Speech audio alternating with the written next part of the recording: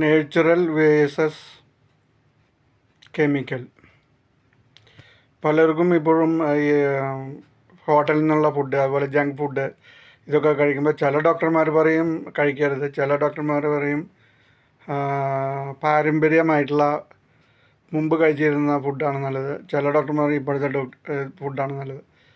ചിലർ പറയും ഉപ്പ് കൂടുതൽ കഴിക്കരുത്, ചിലർ പറയും ഇതൊക്കെ ഇപ്പോൾ ഇന്നത്തെ കാലത്ത് പാരമ്പര്യമായിട്ടുള്ള ഫുഡൊന്നും കഴിക്കാൻ ആർക്കും പറ്റില്ല. ജോലി സംബന്ധമായിട്ടുള്ള പ്രശ്നം, ചിലർക്ക് നൈറ്റ് ഡ്യൂട്ടി ആയിരിക്കും, ചിലർക്ക് ഡേ ഡ്യൂട്ടി ആയിരിക്കും.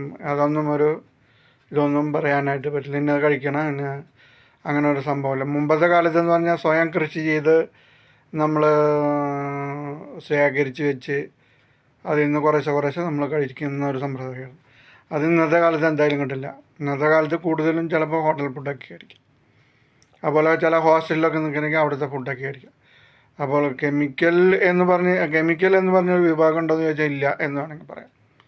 എല്ലാം അതേപോലെ തന്നെ ഇവർ പലതരത്തിലുള്ള എക്സ്പെരിമെൻ്റ് നടത്തി മനുഷ്യർക്ക് കഴിക്കാൻ പറ്റാവുന്ന തരത്തിലുള്ള ഒരു കെമിക്കൽ രൂപമാണ് പല ഇതിലും. അതായത് ഈ ബാക്ടീരിയ, അങ്ങനത്തെ വൈറസ്, അങ്ങനത്തെ സാധനങ്ങൾ ചത്തുപോകാൻ വേണ്ടിയിട്ടാണ്, നശിച്ചു പോകാൻ വേണ്ടിയിട്ടാണ് ആ കെമിക്കൽ ചേർക്കുന്നത്. അത് മനുഷ്യനെ അത്രയധികം എഫക്റ്റ് ഉണ്ടാവുന്ന തരത്തിലല്ല. അവർ പലതരത്തിലുള്ള എക്സ്പെരിമെൻ്റൊക്കെ നടത്തിയിട്ടാണ് പല കെമിക്കലുകളും രൂപപ്പെടുത്തുന്നത്. അതെല്ലാം നേച്ചറിൽ നിന്ന് ഉണ്ടാക്കുന്നതാണ്, അല്ലാതെ സെപ്പറേറ്റ് അല്ല. അപ്പം ജൈവമായാലും കെമിക്കലായാലും അങ്ങനെ സെപ്പറേറ്റ് ഒന്നുമില്ല. അതാണ് ഇതിൽ നിന്ന് മനസ്സിലാക്കേണ്ടത്. ഇതാണ് കഞ്ചാവ് ചെടി. ഇത് 100% നേച്ചറിലാണ്. പിന്നെ എന്തിനാണ് ഇത് ബാൻ ചെയ്യുന്നത്? ഇത് കഴിച്ചു കഴിഞ്ഞാൽ മനുഷ്യൻ വേറെ തരത്തിലായി മാറും. അപ്പോൾ 100% നേച്ചറിലാണെങ്കിൽ ഇതിൽ നിന്ന് യാതൊരു സൈഡ് എഫക്റ്റും ഉണ്ടാവാൻ പാടില്ല. അപ്പോൾ സൈഡ് എഫക്റ്റ് എന്ന് പറയുന്നത് ആളുകളുടെ ഒരു തെറ്റായ ധാരണയാണ്. നേച്ചുറൽ കെമിക്കൽ അങ്ങനെ പറഞ്ഞൊരു സംഭവമില്ല. ഇത് 100% നേച്ചറാണ്. ഇതിൽ നിന്ന് എന്ത് മനസ്സിലാക്കാം? ഇപ്പോൾ കഞ്ചാവായാലും നേച്ചുറലാണ്, ഈ മറ്റുള്ളതായാലും നേച്ചുറൽ. നേച്ചർ കെമിക്കൽ എന്ന് പറഞ്ഞിട്ടുള്ള ഇതില്ല. അതുകൊണ്ടൊന്നല്ല അസുഖത്തിൻ്റെ പ്രധാന. പഴയ കാലത്തെന്ന് പറഞ്ഞു കഴിഞ്ഞാൽ ഭക്ഷണം കഴിക്കുക, ജോലി ചെയ്യുക, അങ്ങനെ ഒരു ഇതുണ്ടായിരുന്നു. ഇരുന്നിട്ടുള്ള പണിയൊക്കെ വളരെ കുറവാണ്.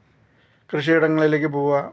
ഇപ്പം എൻ്റെ സമയത്തൊക്കെ ആണെങ്കിൽ, എൻ്റെ പഠിക്കുന്ന സമയത്തൊക്കെ ആണെങ്കിൽ സ്കൂൾ വിട്ട് വന്നു കഴിഞ്ഞാൽ ചായയൊക്കെ കുടിച്ചിട്ട് ഒന്നുപോലെ പറമ്പിൽ വെള്ളം തേക്കാനായിട്ട് പോകും, അല്ലെങ്കിൽ പാടത്ത് വെച്ചൊന്ന് നോക്കാൻ, അങ്ങനെയൊക്കെയുള്ള ഇതാണ് ചെയ്തത്.